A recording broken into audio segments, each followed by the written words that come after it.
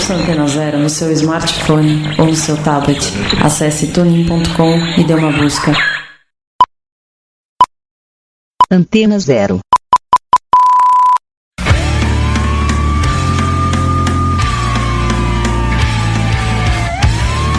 A Rádio Antena Zero apresenta Desobediência Sonora.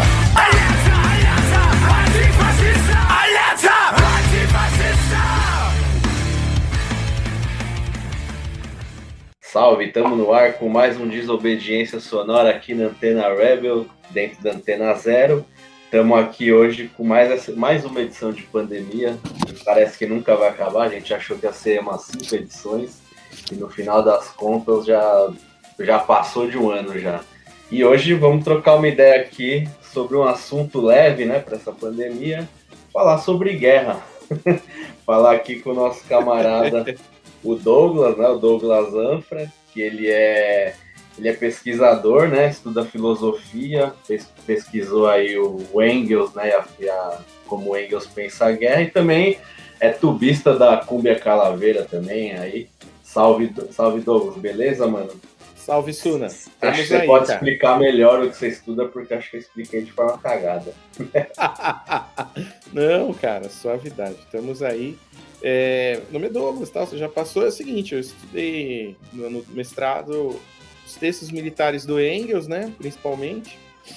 A partir de um grupo antes, muito novinho ainda na Filô, a gente tinha um grupo, muito novinho nada, né? Mas enfim, tava lá. A gente tinha um grupo de trabalho que estudava a reorganização das tropas de choque e a repressão aos movimentos sociais e também formas de o que envolvia isso politicamente, juridicamente e também taticamente ali, envolve as várias coisas envolvidas nas táticas que estavam se modificando, que a gente identificava uma modificação na época. E depois eu passei a focar nisso um tempo, porque em geral a galera estuda pouco, né? É um tema, eu achava, principalmente até agora, vejo mais estudos, né? Tem o caso da Thaís, recentemente, que apareceu aí no Desobediência, e passaram a ter mais estudos na área, né? Agora, mas na época era muito vazio, era estranho, porque eu trombava com esse tema também em outras áreas, na filosofia, em temas de sociologia e de história, mas, enfim, achava pouco material crítico, né?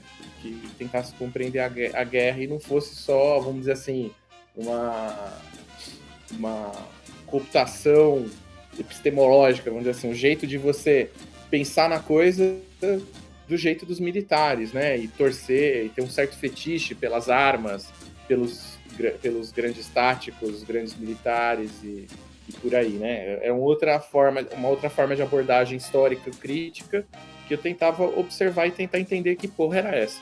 É isso. E cara, você foi, né? Você partiu aí de um objeto contemporâneo, vamos dizer assim, e foi estudar um pouco a filosofia, né, da guerra e as relações com a política e a filosofia. E aí eu queria que você falasse um pouco sobre isso, assim, para quem não conhece, né, já que é um assunto que a gente trata tão pouco. Assim. É que é complexo. A gente fazia um grupo de estudo tático, né, prático. É um grupo de ação. O que fazer, né, em relação a essa mudança, tanto juridicamente quanto politicamente e taticamente ali, observando o que era aquilo, né? Por que estava aumentando tão bruscamente a repressão? Isso no começo dos anos 2000, né? Também era o período de nascimento de alguns outros movimentos sociais, tipo Passe Livre, que também está surgindo na época, enfim. E a gente estava algo ligado a várias frentes de ações, manifestações. A gente entendia uma certa centralidade das manifestações na vida política e passou a partir daí ter um grupo prático, né, de estudo, que não era acadêmico, né? Aí depois, na parte acadêmica, como eu sou da filosofia, infelizmente aí tem esses vícios da gente curtir um lero-lero, né? A gente vai ver essas questões teoricamente, porque a gente tá lá e acredita numa certa relevância em observar aquilo de um modo teórico também, observar uma certa lógica daquele processo e acredita que tira da relação entre a teoria e a prática questões teórico-críticas que ajudam a pensar o mundo, né? Vou pensar politicamente. É uma relação com a filosofia também não só distanciada, não é um negócio que eu vou acadêmico, só separado e tal, e que vai acabar virando um livro lá. Por mais que às vezes aconteça, né, pode ter a intenção, né, assim, de fazer uma abordagem que tem uma intervenção política e prática, ela pode acabar, né, não tendo a efetividade nesse momento, tal. Mas a gente tenta, né, a gente olha essa perspectiva e tenta relacionar o que a teoria e a prática conseguem ajudar, né, na política, é isso, um pouco. E aí isso eu fui para filosofia, porque era a minha área, estava lá, e eu observava um ponto interdisciplinar e tentava concatenar essas coisas com coisas estranhas que relacionavam o que eu estava vendo e que eu observava coisas em comum ali. E você estudou o Engels, né, mais especificamente, e você também fala bastante sobre quem precedeu, né, o Engels, né, que tem o Maquiavel e outras questões de onde vem essa ideia, né, de guerra, Clausewitz, essas coisas. O que você... Eu queria que você falasse sobre isso um pouco, explicasse essas relações aí. O primeiro choque, né, vamos dizer assim, que me levou a me interessar por isso, era observar que quando você vê a formação apesar de conhecer um pouco, né, de família de militares e tal, você ter uma questão da tática militar contemporânea, né, a gente observa o quê? Um confronto, né, com uma formação da polícia, né, quando ele vem batendo os escudos e tal. Quando eu começo a estudar história e ver nas referências filosóficas, para mim era meio óbvio, né, para quem viu os exemplos de Esparta, apesar que é muito mal representado, enfim, mas as falanges hoplitas, né, então aquilo dava um curto-circuito estranho, assim, de pensar o que essa formação da antiguidade está fazendo presente hoje. Claro, depois vim entender, assim, que é um certo refreamento do desenvolvimento da capacidade letal, né? Ela está tentando varrer essas pessoas teoricamente. Mas, ao mesmo tempo, não só, né? Ela foi modificando, né? E não só, apesar de ter uma tática a princípio não letal, né? Ela usa coisas táticas que potencialmente são letais e que, vamos dizer assim, estava passando por uma certa modificação, mas eu tentava entender primeiro o que seria essa modificação. Eu fui estudar esses procedimentos, dessa relação entre policiamento de choque, né, e no mundo, né, como ele é em vários países. Esse contexto, por exemplo, da história da polícia militar no Brasil e em outros países, né, esse é um tema, não é? Várias outras pessoas também estudaram ele, nessa relação, dessa peculiaridade dessas formações militares na polícia, né? Até, sei lá, me perguntar antes, né? Essas questões antecedentes, né? Afinal, o que é o militar, né? Por que a gente separa o militar do civil? Né? Essa é uma questão tipo, mais precedente, né? E que é interessante, porque se a gente for ver na antiguidade, né? A gente vai ter essas relações, onde surge o debate sobre o mundo civil, democracia, essas coisas. O mundo militar, ele quase que envolve, né? Todo mundo, né? Participa, onde a gente fala dessas formações militares da antiguidade, todo mundo participava, né? Dessa formação militar. Então ela precede, de certo modo, o mundo civil.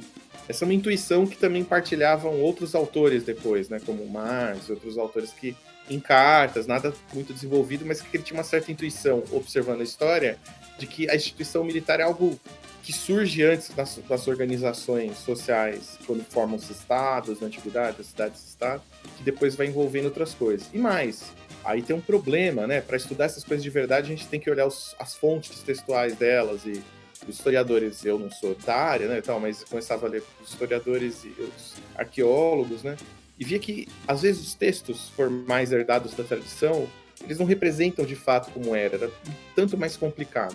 Então você começa a ver esses autores que vão ver esses resquícios arqueológicos e tal, e aí a gente começa a observar que era algo mais complicado, né? Ela envolvia a sociedade como um todo, mesmo a divisão entre cidadãos e pessoas que não eram permitidos participar das guerras, como os escravos e tal, eles têm registro deles participando, é algo que envolve uma totalidade da sociedade, e depois emerge uma esfera civil que vai se afastando.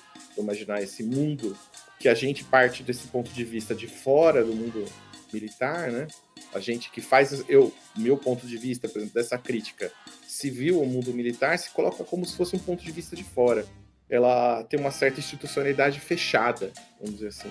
Aí, é claro, parece muito abstrato e tal, mas quando a gente lê autores tipo Charles Tilly, né, que é um sociólogo histórico, ele tem um texto dele interessante, que ele vai comparar a questão da formação dos estados nacionais e tal, como algo comparado à organização da guerra e ao crime organizado, né? Tipo, ele vai falar assim, que ele também tem uma visão dessa, ele, o Weber e outros autores que vão ver o quê? Antes de se formar essa esfera civil, etc., da qual teria uma certa separação da militar, surgem como se fosse uma organização que passa a focar num território, cobrar taxas de proteção, vamos dizer assim, das pessoas que passam e que viram seus impostos, e ela passa a ser fixa. Então, é como se fosse uma organização criminosa desenvolvida, ou uma instância de guerra, né, que ocupa um território, só que passa a criar um certo distanciamento da prática direta da guerra, e isso surge um espaço civil, né, vamos dizer assim.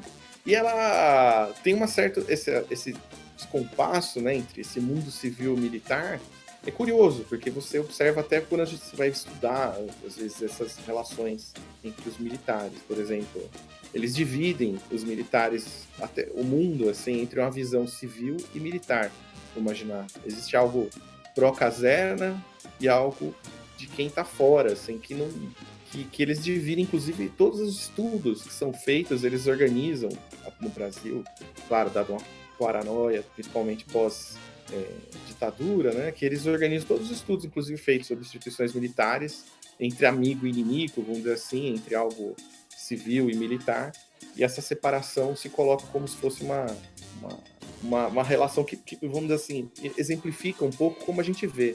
É como se fosse uma instância separada da sociedade, com outras regras, com outra forma de organização, outra lógica e organização que cria uma certa autonomia relativa. Voltando para alguns autores da sociologia e também alguns autores marxistas, eles acreditam que tem uma autonomia relativa, né, das instituições militares, que a gente vai ver em vários autores ao longo da história, que vão permitir que eles tenham uma certa separação em relação ao que são as relações econômicas da vida civil e políticas, e eles vão ter uma certa outra relação. Outra coisa interessante, bom, aí pulando de assunto, né, vou tirar dessa separação, também como os filósofos da antiguidade observavam, né, às vezes você tem uma certa relação, por exemplo, da defesa de um mundo onde não tenha uma formação militar organizada separada de mercenários, por exemplo, desde a antiguidade, mas você vai ver, por exemplo, entre os autores modernos, o Maquiavel, o Montaigne, né? E uma crítica, claro, ao desenvolvimento separado, que permite ter uma técnica, tal qual, por exemplo, a arma de fogo, o desenvolvimento da arma de fogo é super criticado. Por quê? Porque você vai ter uma formação que não vai ser de cidadãos do mesmo estado, organizados, né? Partilham de valores comuns, e que vai ser uma instância autonomizada e que simplesmente a capacidade eficaz de matar, né, vai tornar ela superior a qualquer outra forma de organização. É o que achava, por exemplo, certos autores. É isso, mas enfim, um panorama muito geral assim, sobre essa questão. Essa história de que os autores pensando que o militar precede a organização da guerra, precede a organização social, é muito interessante de se pensar. Então, bom, vamos ouvir um som aí, Douglas, aí depois a gente volta para continuar trocando essa ideia aí. Claro, claro.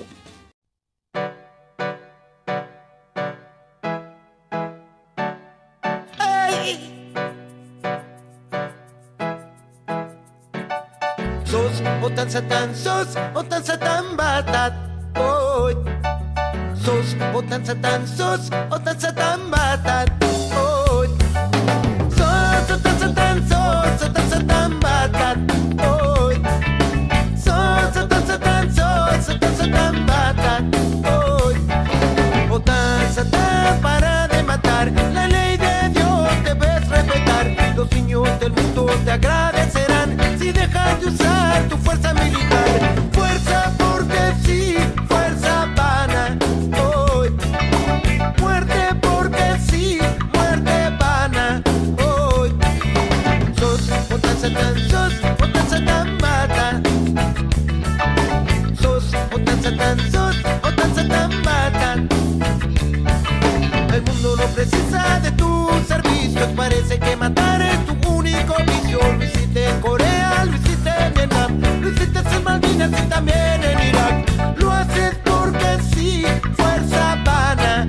Hoy lo haces porque sí, fuerza Habana. Hoy sos Otan Satán, sos Otan Satán Batat. Sos Otan Satán, sos Otan Satán Batat. Hoy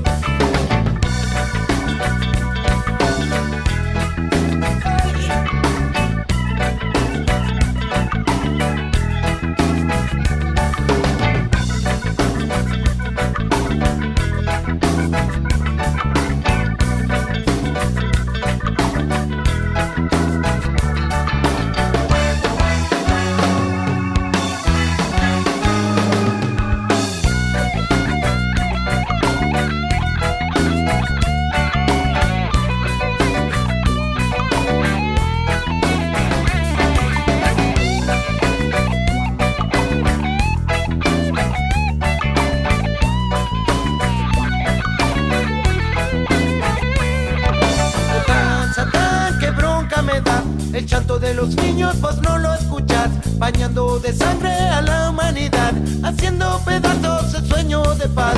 Lo haces porque sí, fuerza Habana. Hoy lo haces porque sí, fuerza Habana. Hoy sos Otan Satán Batat. Hoy sos Otan Satán Batat. Sangre porque sí, sangre Habana. Hoy muerte porque sí, muerte Habana. Hoy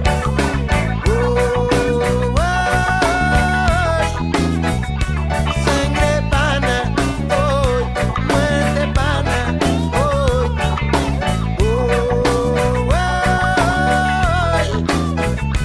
sangre Habana.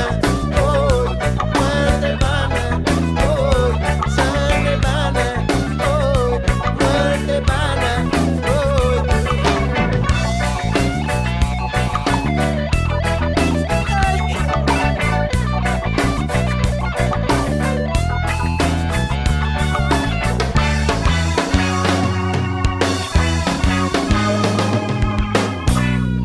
Estamos aí de volta com Desobediência Sonora aqui na Antena Rebel, dentro da Antena Zero. Hoje aqui tô com o meu camarada Douglas para trocar uma ideia aí sobre as relações entre guerra, política, filosofia e também sobre a visão do Engels, né, que é o que ele estudou mais especialista aí. Então, Douglas, agora você fez um panorama geral aí no primeiro bloco. Agora eu queria que você falasse um pouco aí também sobre o seu objeto de estudo, que foi o Engels, né? O famoso Engels, que não é uma pessoa só, como muita gente acha que é o Marx Engels, né? Igual o Sandy Júnior, né? São duas pessoas diferentes. Então, o que você chegou a pensar sobre isso? Olha, para mim era o seguinte, né? Realmente, tem esse ponto, né? Que a galera, em geral, ou junta, né? Ou é um ente simbiótico, né? Tipo, virou um dragão de duas cabeças, ou segundo violino, como diria o Cojola, ou a guitarra que faz base e guitarra solo, vamos dizer assim, traduzindo para nós. Mas o ponto era observar que há certas especificidades, mas longe de querer jogar, então, o Engels não presta, igual na academia, né? Que tem o Marx acadêmico, é um pouco isso, né? Quaisquer críticas ou questões acabam sendo tiradas do Marx e jogadas para o Engels, né? E eu fui vendo por que peguei o Engels, né, para Cristo, ou o contrário, né? Por que fui querer fazer uma leitura libertária do Engels? Enfim, o lance era observar, né, parte dessa biografia, quando eu estava estudando as questões militares, um autor que, para mim, seguindo um pouco essa evolução filosófica sobre o pensamento sobre a guerra, esse autor que era vinculado, claro, à história do socialismo, ao pensamento revolucionário do final do século XIX, e que tinha a maior parte da sua obra sobre esses textos, só que ninguém estudava. Aí eu falei, vou pegar, né? Por quê, né? E realmente é muito interessante. Tem autores de direita, tipo coletânea do Pentágono, sobre os criadores da estratégia moderna, tem textos sobre os textos militares do Engels do século XIX. E tem um peso aí. Se ele tão importante e brilhante em relação a isso ou não. Vários autores vão discordar. De qualquer modo, eu fui lá e achei algo interessante. Eu fui, talvez, mais para ver a influência da questão nacional no debate militar e político entre os marxistas e o Engels, no caso, mas que também permeia todo o espaço político do século XIX, até, sei lá, se a gente for lá com outros olhos, né, e olhar o Bakunin falando, por exemplo, da questão dos eslavos, né, a gente vai ver a questão da autonomia nacional também lá. Então não é um negócio que está só entre os marxistas ou só entre os setores liberais, é algo que permeia tudo. E aí eu tentava ver como funcionava isso ali no Engels, né. O fato é que o Engels acabou sendo um sujeito interessante, né, ele tem uma reflexão que ao longo da vida vai mudando, né, ele vai tentando, a partir do momento que ele ganha interesse pela questão da guerra e estudo das questões militares após a derrota de 1848, né, ele vai incorporando uma literatura, principalmente a partir dos militares, do que os militares estavam produzindo, num período que estava acontecendo a modificação do pensamento militar, com nomes como Clausewitz, ou generais tipo Scharnhorst e outros autores, que vão modificar a questão militar da época. E o fato é que, após a derrota das revoluções na Europa de 1848, ele começa a pensar se era estritamente conjuntural, não havia maturidade para uma revolução, ou se entre as forças socialistas e, principalmente, liberais, né, era um liberalismo revolucionário e tal, havia algo tático ligado ao elemento militar que definiria essa prática de um modo mais eficaz e que, né, nesse caso, poderia levar a um outro desdobramento. Ele compara com as guerras camponesas e passa a ter uma avaliação interessante sobre isso, né? E é claro, né, esse pano de fundo das guerras de unificação nacional, a Alemanha não era um estado só, eram vários reininhos, né, onde se pagava imposto para sair pagava como se fosse um pedágio gigantesco para ir de um lugar para outro, né? Era uma pauta, né? Claro, isso não só, né, da Alemanha, a unificação nacional alemã, como a autonomia de outros povos, como polacos, tchecos, etc., que estavam tentando ter uma autonomia nacional. Na Itália também isso acontecia, né? O ponto é que várias marcas desse período e o papel que a Rússia vai ter, né, a questão nacional aparece desdobrada tanto da parte das forças que estão lutando quanto por cima, eles são derrotados, é claro, nesses confrontos pela Rússia, que aparece como um grande fiador de um pacto contra-revolucionário da Europa, né, e que acaba abatendo, né, essas forças mobilizadas, né. Então ele vai passar a ter uma reflexão para observar o que envolve isso, né, se envolve algo de um certo gênio militar, né, capacidade de mobilização, ou seja, algo que aconteceu na Revolução Francesa, que ele vai ver, a França resistiu, não virou um reino depois de tudo isso, continuou uma república por aquele período.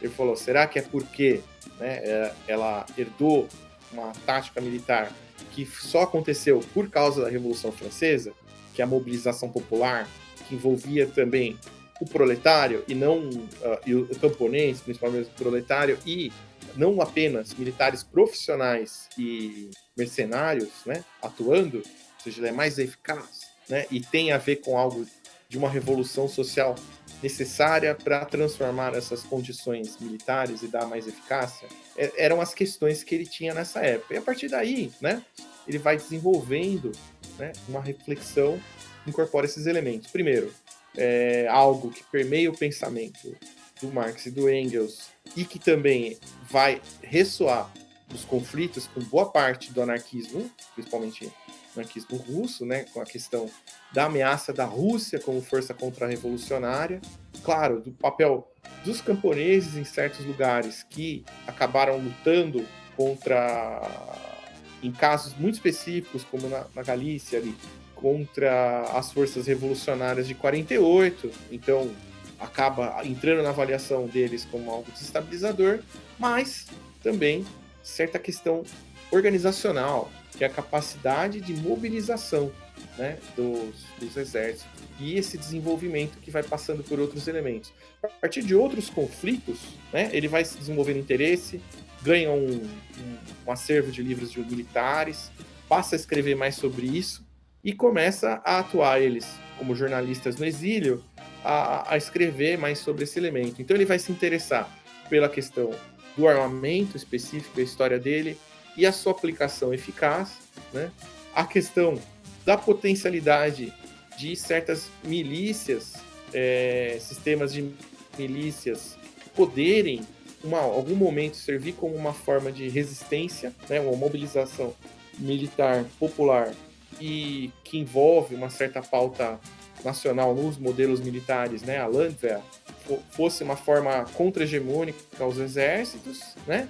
Mas aí vai surgindo algo específico também no pensamento do Marx, né? O Marx vai desenvolvendo um pensamento em que, de certa forma, o desenvolvimento tecnológico militar antecede as formações militares, né? Ela, quer dizer, antecede nas formações militares em relação às econômicas. Isso acontece em alguns textos dele, né? E a gente vê em cartas. E ele tenta, um pouco antes da escrita do Capital, passar para o Engels a tarefa, né, de sistematizar as formalizações sobre a guerra. Só que o Engels vai ganhando uma certa autonomia. Enfim, só que no meio do período também tem outro ponto, né? Algo que eu não tratei tanto na tese, mas há alguns conflitos, né? Como a Guerra de Unificação da Itália e, né, no meio do período, a ascensão do Napoleão III e a Guerra Austro-Prussiana, em que o Engels, já de posse um pouquinho mais desenvolvida de instrumental para pensar a guerra, ele vai tentar adivinhar um pouco o que está acontecendo nesses conflitos. Vai voltar a essas tradições que vão pensar a questão militar, mas ele observa pelo desenvolvimento tático e erra, vamos dizer assim, né? Ele está tentando desenvolver, ele não consegue ainda compreender, talvez, o quê? O fator novo, a modificação que as táticas militares e o papel da nova conjuntura política, talvez internacional, que estava acontecendo ali, por exemplo, o papel da França na Itália, e aí surge conflito, por exemplo, com figuras como Karl Vogt, né, e outros autores, né? Talvez seja importante falar o seguinte nessa época: a questão nacional é tão importante para entender e não estou falando a favor, não estou falando que então nós vamos ser todos nacionalistas e tal. Não. É importante entender por quê. Porque, por exemplo, as correntes principais do Partido Social-Democrata Alemão próximo ao Marx, eles vão se divididos principalmente por causa de como seria a unificação alemã, se envolvesse a Áustria ou não, por exemplo, né?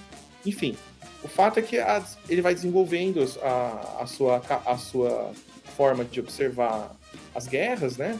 Até chegar a uns pontos que eu acho os mais fortes dele. A dialética do ataque e da defesa, né? Eu acho que é um ponto interessante, né? Que acaba sendo diferente. A relação de hierarquia e disciplina nos exércitos, né? E a disposição humana, né? Em relação à forma como essas infantarias modernas vão incorporando o fator humano dentro de um desenvolvimento que não é imediato, mas que demora séculos, né? Até ter o desenvolvimento das táticas de infantaria de modo eficaz, né? De onde surgem as várias questões, né? Em relação que você pode ter em relação do Engels, em relação ao Marx e tal, e como intervir. Nesse ponto, aí para mim o ponto principal, mais interessante que eu acho que o Engels tem em relação a outros pontos, é que ele começa depois a refinar um pouco com a sua análise, né? E ele começa a ter prognósticos, que eu compararia com as análises de conjuntura, né? Que ele começa a ter uma visão de uma guerra catastrófica no futuro, resultante do desenvolvimento das forças produtivas, revertendo em capacidade de destruição em forças produtivas, né? Essa dialética da reversão entre forças produtivas e destrutivas, que já no final da vida, né, ele começa a propor uma outra tática para a social-democracia alemã, para pensar em como evitar, não mais tentar se infiltrar aos poucos numa formação paralela ao exército, mas algo que pudesse barrar o desenvolvimento do armamentismo, né, e o poder cada vez maior dos militares na política alemã, né, até que, enfim, é isso aí que eu quero dizer, porque para mim ele prevê muito certos desdobramentos do que seria a Primeira Guerra Mundial. e acerta, e finalmente, no final, ele tem um ponto em que ele acerta o prognóstico. Isso para mim é interessante, essa última formulação de análise do Engels. É isso. Certo. Ô Douglas, vamos então ouvir aí mais um som, e aí a gente vai para o intervalo para voltar a continuar trocando essa ideia aí sobre guerra, Engels, filosofia e política.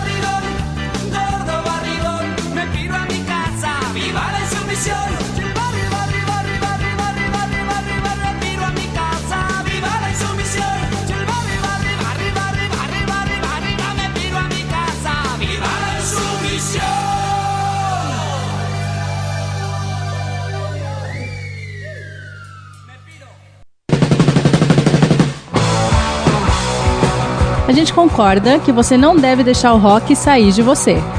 Mas a gente acha que é preciso deixar o rock entrar também.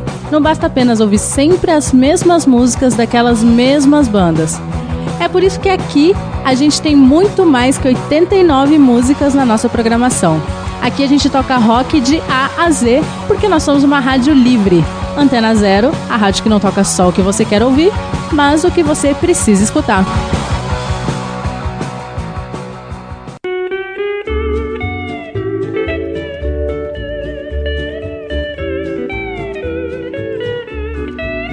Fala, Flavião, beleza, mano? Beleza. O que você tem feito? Nada. Nadaware, bonés e camisetas. Se você não quer nada igual, acesse www.nadaware.com.br. Madrex, o primeiro tênis de skate feito no Brasil. Desde 1983, calçando quem tem o skate na veia. Acesse madrex.com.br.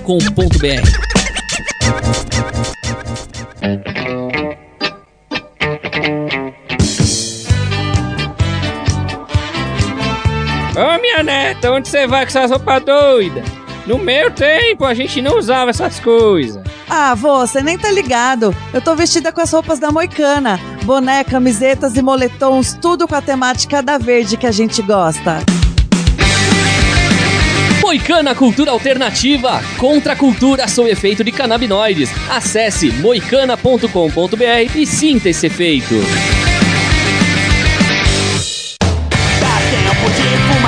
Galera, 4h20, vamos aí? Demorou, hein? Cara, que bong da hora! E esse de chavador aí, mano? Que louco! Comprei na Bongada Red Shop. Bongada Head Shop, deixando sua Session 420 mais especial. Rua Augusta 1371, Loja 120, Galeria Ouro Velho, São Paulo. Fone 3854-0420. Instagram, Bongada_Loja.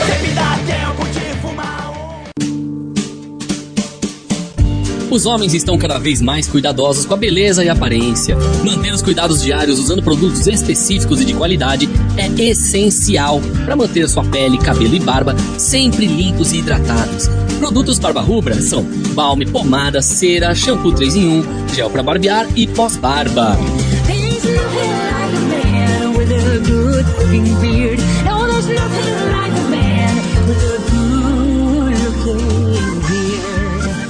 barbarubra.com.br. Sinta-se bem consigo mesmo e destaque sua beleza natural. Na loja Underbeard você encontra os acessórios originais Barba Rubra, canecas, camisetas e bonés, coleção tatu, coleção barbershop, kits especiais e muito mais. Acesse underbeard.com.br.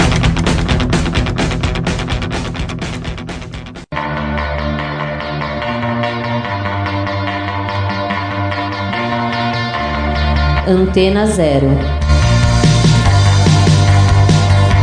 Expressando liberdade com conteúdo de qualidade.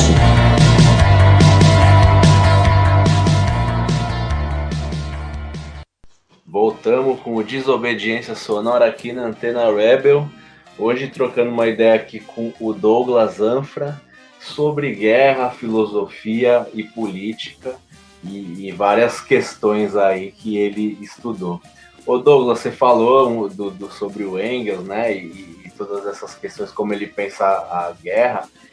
Eu queria agora que você falasse um pouco para a gente pensar aqui sobre como os socialistas em geral, né, socialistas autoritários, libertários, social-democracia, enfim, pensam um pouco a guerra, né, para a gente fazer essa relação entre como que os trabalhadores pensam essa questão tão importante, né? Salve, Suna. Então, voltando ali, a questão agora, para dar uma abertura mais geral, né? Guerra é super complicado também. Outro dos motivos que me leva a querer estudar essas coisas, né? Sempre foi essa avaliação. Por exemplo, a guerra na Síria, a gente vai perguntar sobre um ponto entre forças de esquerda e vai ver que cada uma vai apontar para um lado, basicamente. Principalmente no começo do conflito, assim, né?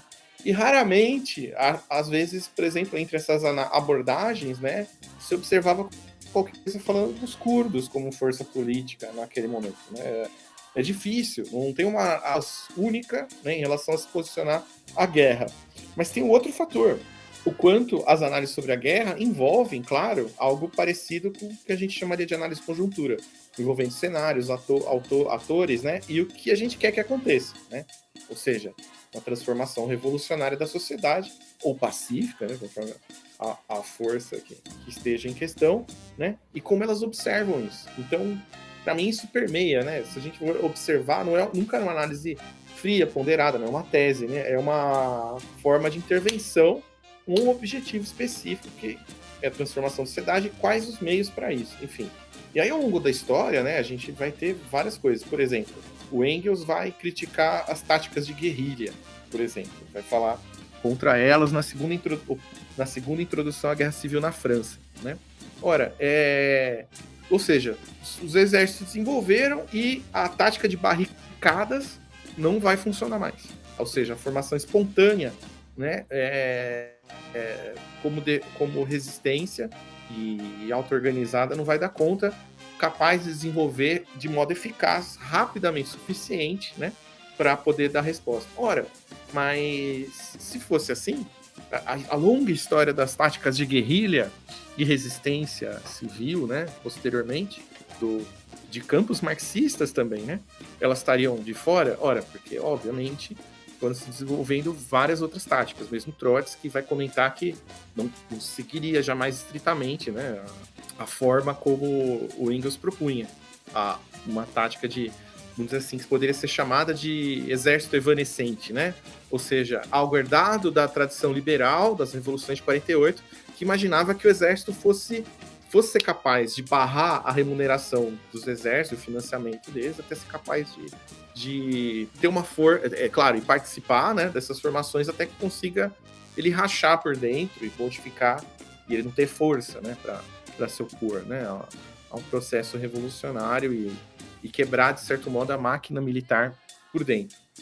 Isso não foi seguido, claro, é uma das questões, né, sempre, para muitas forças é importante ter quadros militares. A Revolução de Outubro, depois, claro, disputou o alto oficialato, né, não só as patentes baixas, e foi um longo processo para a restituição desse alto oficialato, para ser capaz de dar uma resposta militar eficaz no final da Primeira Guerra e entre esses resquícios de conflito do final da Primeira Guerra, claro, Guerra Civil e outros processos posteriores, que não foi um processo, não foi tranquilo, né, como qualquer processo militar. Na China, por exemplo, né, houve um longo processo de guerras de guerrilha, entrando até voltar com uma formação estruturada, né? São respostas táticas, ou, sei lá, Revolução Cubana. Conforme a gente vai observando, a gente vai vendo que elas se distanciam, né, desses pressupostos engelsianos e lidam com seus processos revolucionários ligados a condições locais. Claro, aí vai ter outras questões também que envolvem, né? As revoluções, raramente elas são só socialistas, elas são ligadas a uma série de conflitos nacionais e de outras forças que são disputadas aí, né? Que permeiam esse acordo, né? Esse acordo de forças que estão em transformação. Por exemplo, sei lá, a gente pode até recortar depois historicamente, e observar o ponto, mas, claro, o foquismo, por exemplo, é vendido como se fosse um processo estritamente responsável pela Revolução Cubana, mas muitas outras coisas aconteceram ali, né? Existiu um processo de mobilização urbana também, existiu vários outros fatores, mas, é claro, existiram também esses focos, né, revolucionários das montanhas que participaram também desse processo revolucionário, e parte, claro, da história da FAO conhece isso.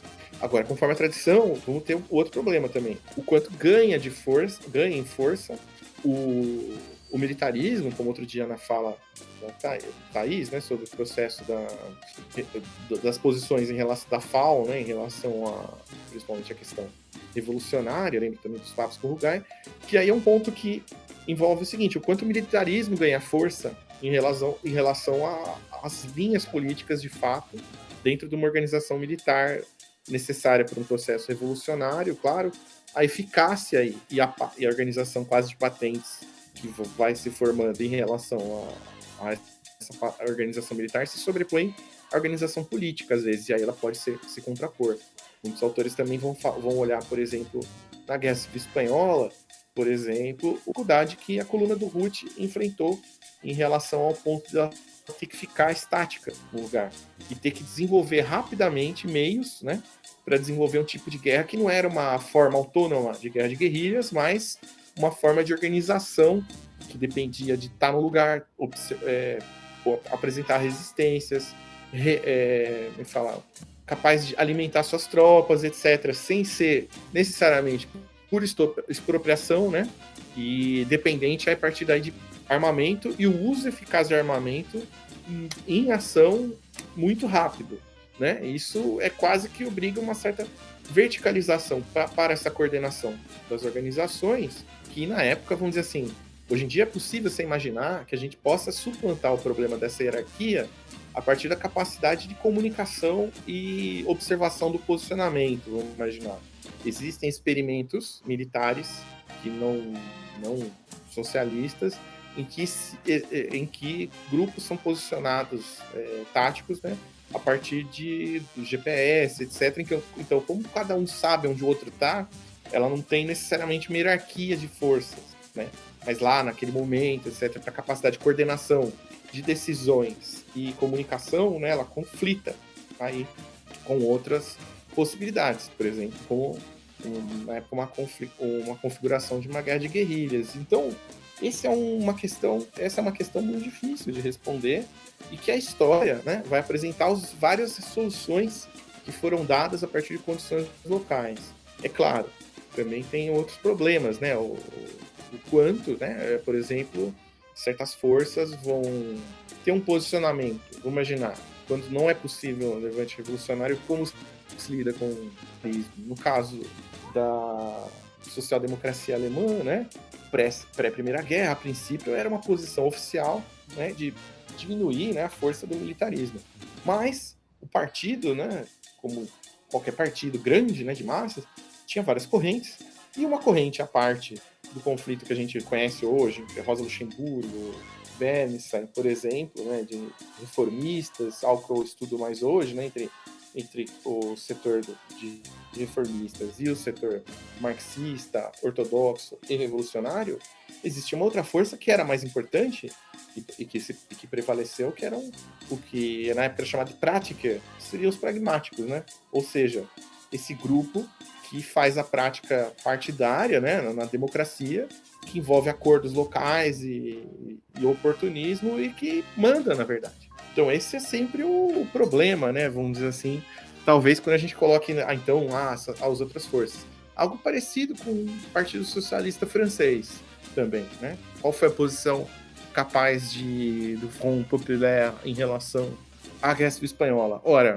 acabou no conflito entre outras potências, né, com a Inglaterra que ameaçou entrar do lado do Franco, ela acabou assumindo uma, entre aspas, neutralidade pontual com algum apoio de força aérea, mas na prática, né, as suas forças socialistas democráticas acabaram criando campos de concentração posteriormente dos refugiados, né, da Guerra Civil Espanhola. Então, como forma, vamos dizer assim, humanitária para a crise. Então, é complicado. Nós temos um leque enorme de coisas que mais do que o que não deveria ser feito, mas como não é um posicionamento ético, mas concreto, né, o que se consegue fazer no momento é difícil, de um ponto de vista libertário, pensar, né, quais seriam os pontos objetivos que a gente tira da história, né, para pensar, se não, a partir das forças que se tem e o que se pode fazer nesse momento, né? Certo, Douglas. Bom, vamos aí, então ouvir mais um som e aí a gente volta aí para continuar trocando essa ideia.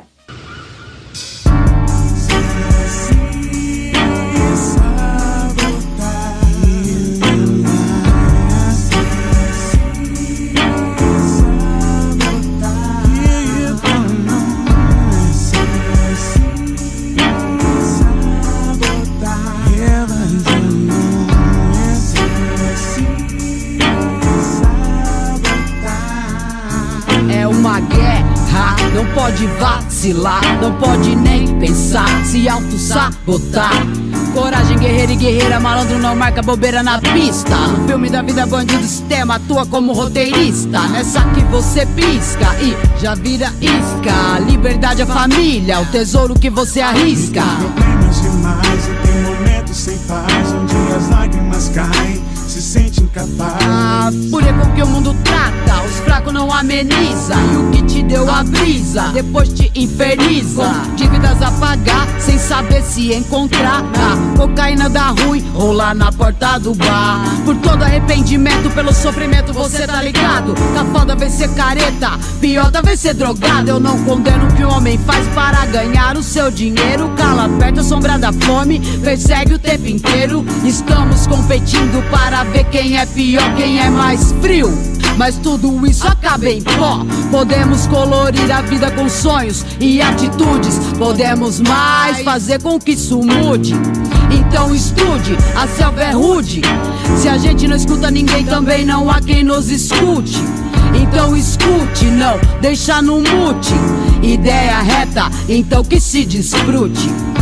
Dá pra contar nos dedos quem é que pensa que o futuro vai dar pé, também além dos muros dessa fé. dá pra contar nos dedos. Quem é que pensa que o futuro vai dar pé? Tá bem além dos muros dessa Quando o rival tá na frente do palácio do governo, apoiando a farda que aniquila jovem, pobre, preto. É tão psicopata que na Reconstituição bate palma pra corporação que põe Ítalos no caixão. A legião de Bolsonaro vomita ódio racial.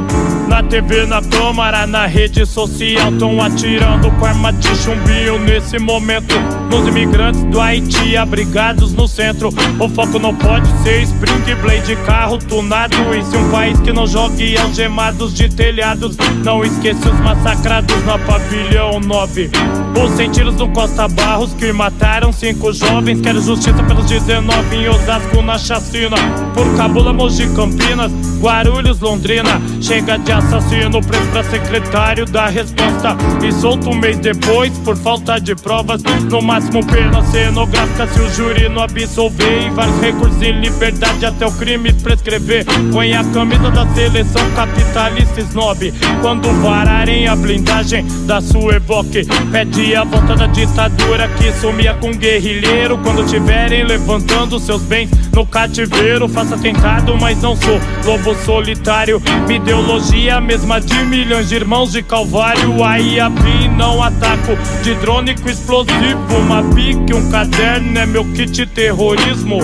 Cada excluído que eu aproximo de um livro é como se decepasse um tirano e gravasse em vídeo.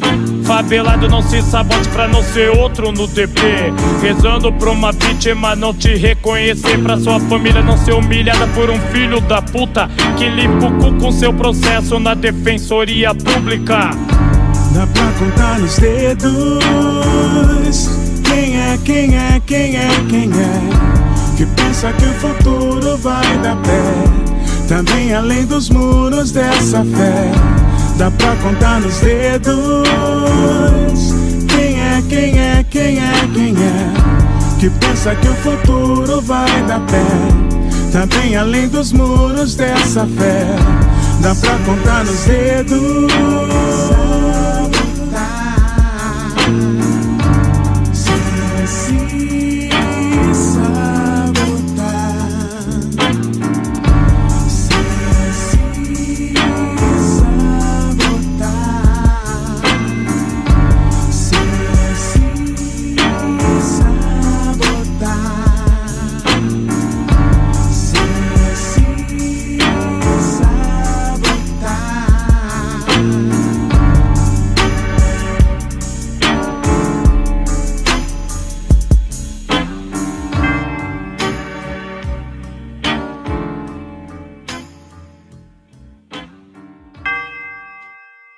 Estamos de volta com o Desobediência Sonora aqui na Antena Rebel, trocando uma ideia hoje com o Douglas sobre relações entre guerra, política, filosofia e etc.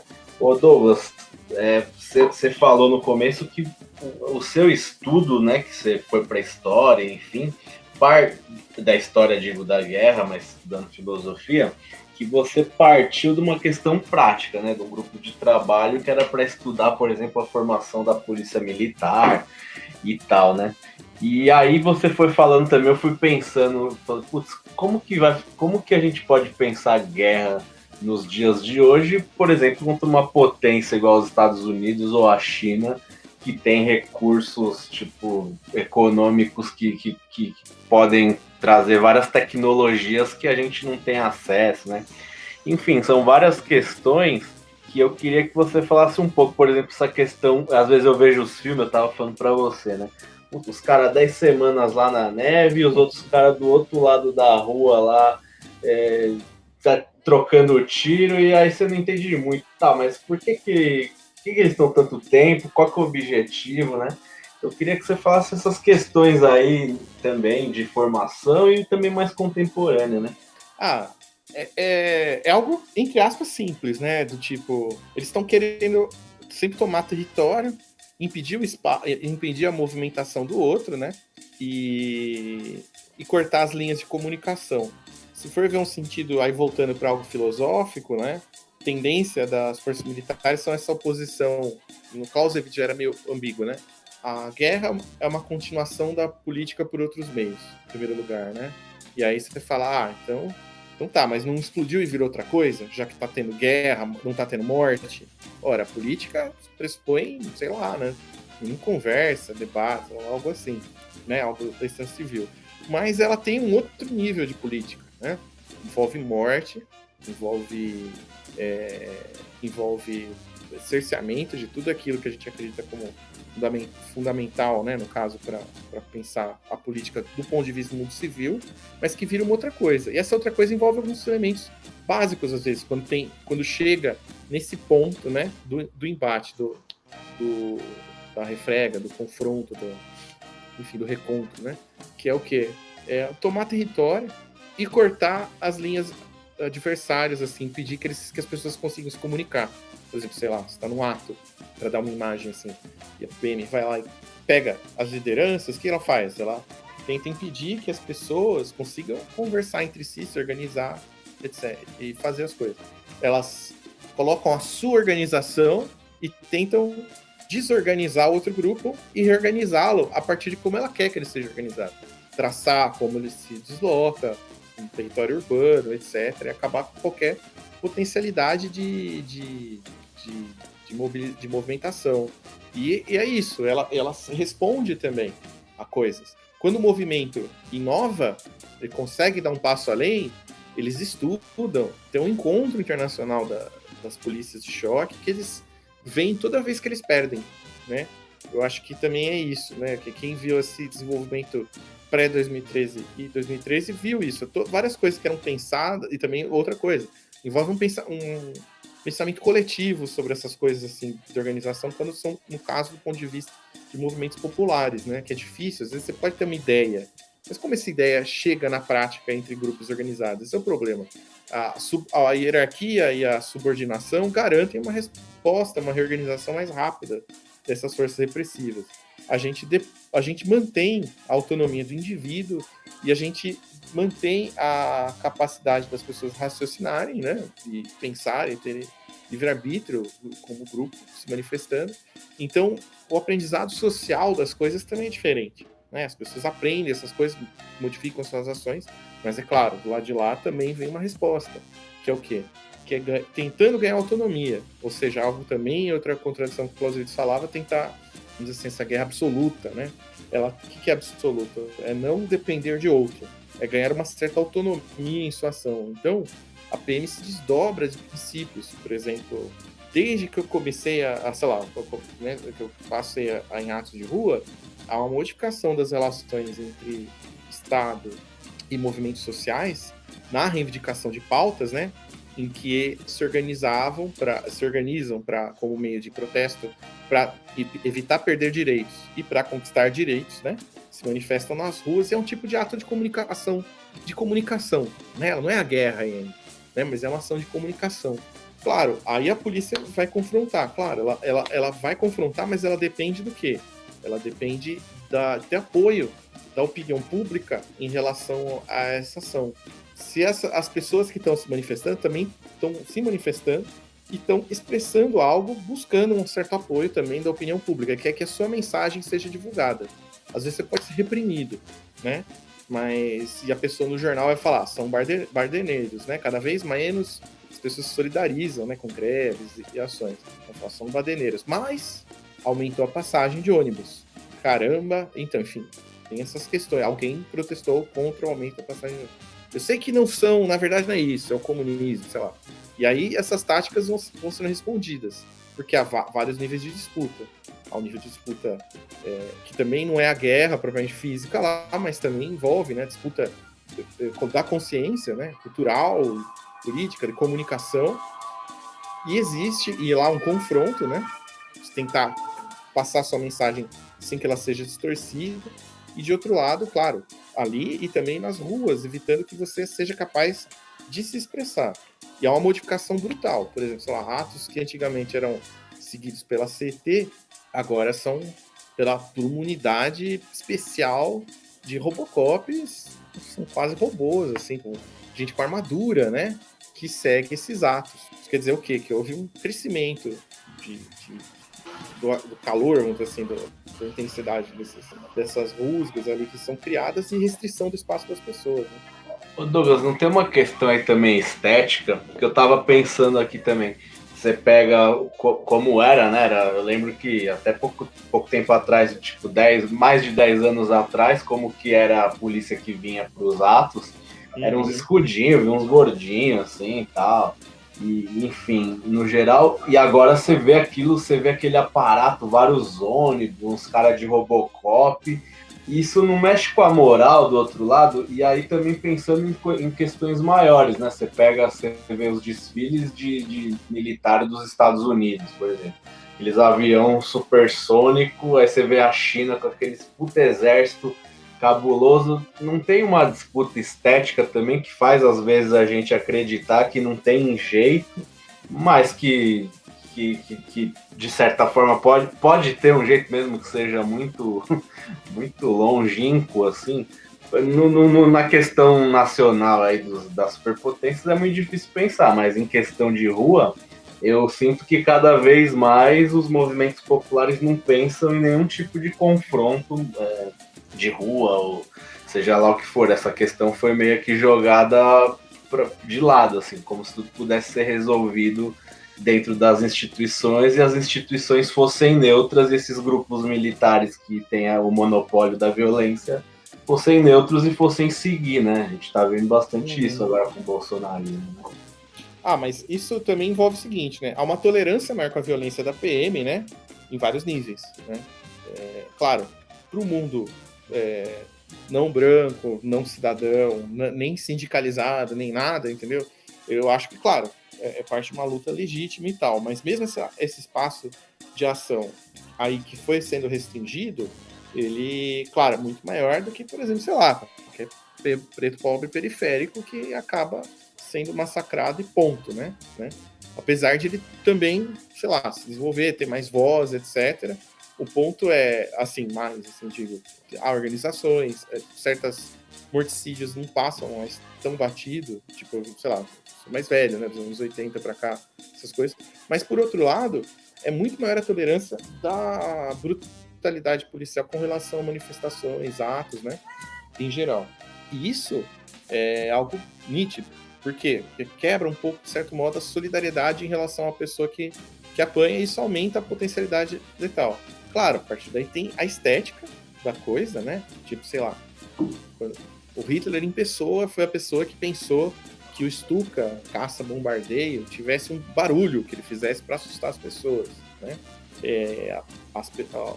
A polícia não ser mais algo que, teoricamente, surgiria nos atos só para inibir uma situação de confronto, ela já vai paramentada com uma força de choque para isso, que luta artes marciais, entendeu? É outro rolê. Então, assim, ela mantendo o nível dentro do mundo civil, vamos dizer assim, confronto, não vai para o nível militar, ou seja, não é uma força organizada em batalhões que estão atirando, sabe, esquadrinhando balas e o assassinato imediato, igual está acontecendo em outros lugares do mundo.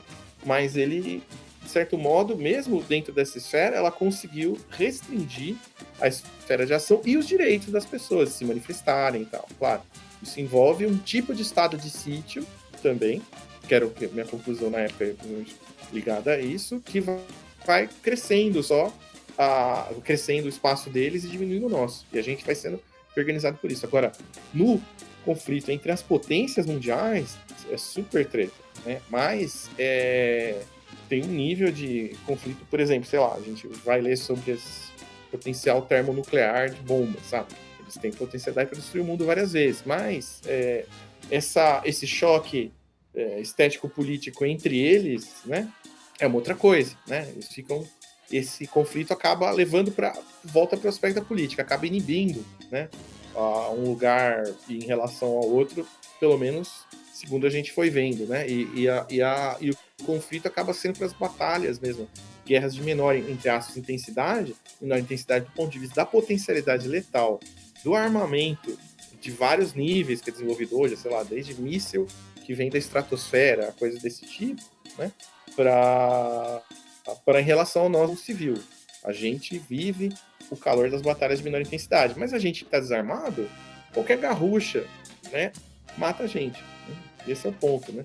Não precisa tirar a vida 1000 vezes, né? Se tirar uma, já explodiu o mundo uma vez. É. Exato. E a gente é isso, né? A gente tá no outro ponto mais delicado, porque a gente, vamos imaginar, a gente tá nesse ponto de vista civil, vendo a restrição desse espaço civil, né? E o crescimento desse mundo militar. Você pode encarar, por exemplo, sei lá, o golpe de 64 como se fosse o exército engoliu o Estado, cresceu, engoliu o Estado inteiro, reconstruiu ele e depois reencolheu e devolveu outra coisa. Mas outra coisa já ressubordinada, né? Não a mesma coisa que eles tinham engolido antes. Outras instituições, de outra forma. Então, essa coisa da relação, talvez, se eu fosse falar de militarismo e movimentos sociais no Brasil hoje, claro, para mim sempre foi a questão do crescimento do poder da PM e o fato da PM existir pós-ditadura, uma grande ameaça.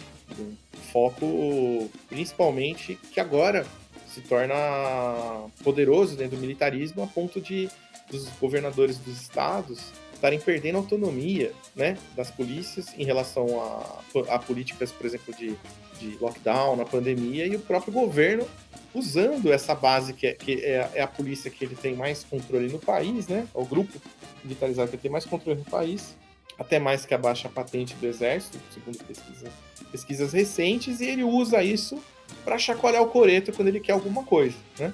Agora que ele sabe que ela está estabelecida, ou seja, ela está tranquila, é um setor que está tranquilo com a morte das pessoas, é um setor que está na pandemia, é um setor que, enfim, está ligado a esse crescimento de assassinatos durante esse período da pandemia, né, em várias partes do país, e agora é isso.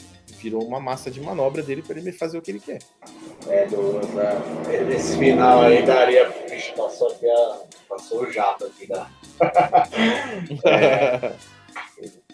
Esse assunto aí daria pra gente fazer mais outra edição.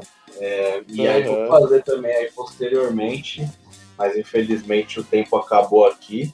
Queria te agradecer bastante por trocar essa ideia com a gente, que é uma conversa que, igual você falou, embora tenha aumentado o número de gente pensando sobre isso, ainda assim não é algo que as pessoas pensam muito, né?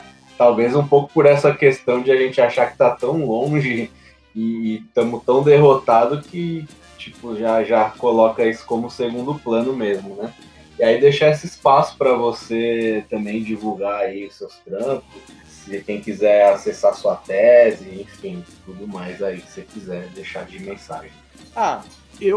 Enfim, a minha dissertação tá lá na tese USP, né, tal. Eu mudei de área e agora estudo outra coisa, que é o reformismo e a concepção de progresso do século XIX e tal. E é isso. Eu só convido, assim, é uma coisa a se pensar, não é para ter desespero, mas para pensar com a cabeça fria e ponderar sobre pontos de vista diversos, eu acho. O nosso momento é grave e tal, e a luta por direitos, por conquista deles e por uma transformação social que caminhe por um lado positivo, depende, né, da gente conseguir dar resposta para essas questões, né? Eu lembro de uma citação de um dramaturgo alemão, que é o Heiner Miller, que ele falava, tá na epígrafe da tese, que é: se ninguém estudar a guerra, ninguém vai poder impedi-la. E se ninguém pode impedi-la, então ninguém vai querer saber sobre isso. Que é uma questão desse buraco, né, dessa questão que reitera-se, né? Fico feliz, assim, de ver cada vez mais gente estudando sobre isso. E é uma reflexão que tem que estar realmente nos movimentos sociais, porque eu acho que uma das principais desafios nossos é, igual você falou, que cabe para um outro momento, é pensar no militarismo do Brasil hoje, né? E, enfim, por mais que ele não seja diretamente ameaça pontual, assim, do conflito físico, ela é usada para bagunçar e restringir o espaço de manifestação, de ação política, de resposta a ele. Isso, se a gente não tivesse, além de tudo, a pandemia atrás da gente como pano de fundo.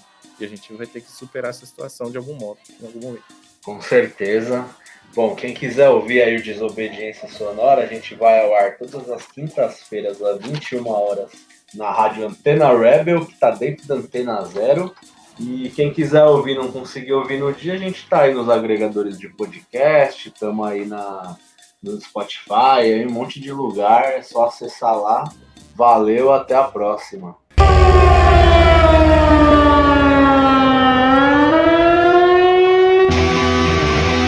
Você ouviu pela Antena Zero Desobediência Sonora, produzido e apresentado por Felipe Suna e Fernando Konesuki.